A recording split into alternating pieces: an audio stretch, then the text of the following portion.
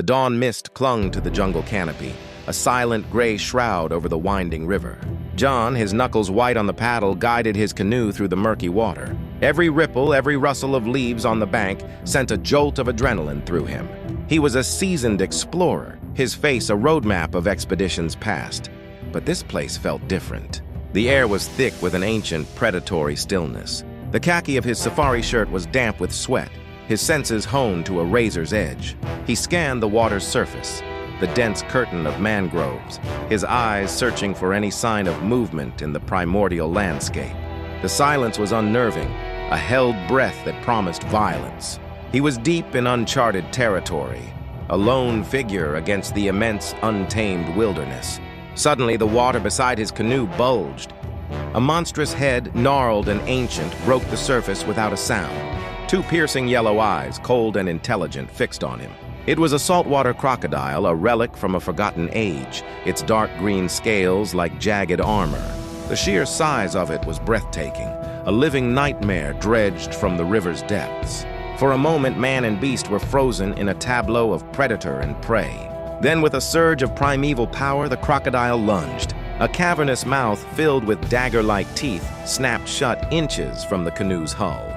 The force of its movement sent a wave crashing against the small vessel, and John paddled with a frantic desperation, his heart hammering against his ribs.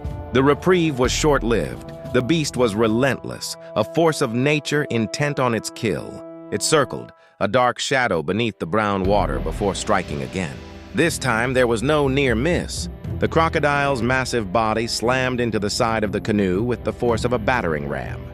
The world spun in a dizzying chaos of splintering wood and churning water as the canoe flipped. John was thrown into the river's cold, murky embrace. Disoriented, he fought against the current, the taste of mud and fear in his mouth. The surface seemed impossibly far, the sunlight a distorted, wavering memory.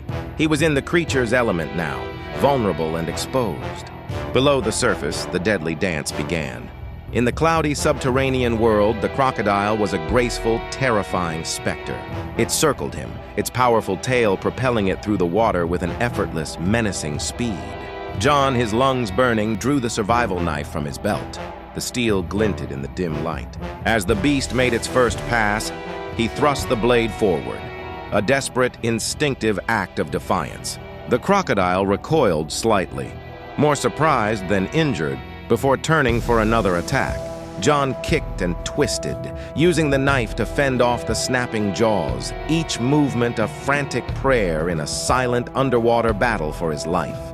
Seeing a fleeting chance, John broke for the surface, gasping for air before making a desperate, powerful swim toward the riverbank. His muscles screamed in protest, his lungs on fire. He could feel the crocodile's presence behind him, a terrifying pressure wave in the water.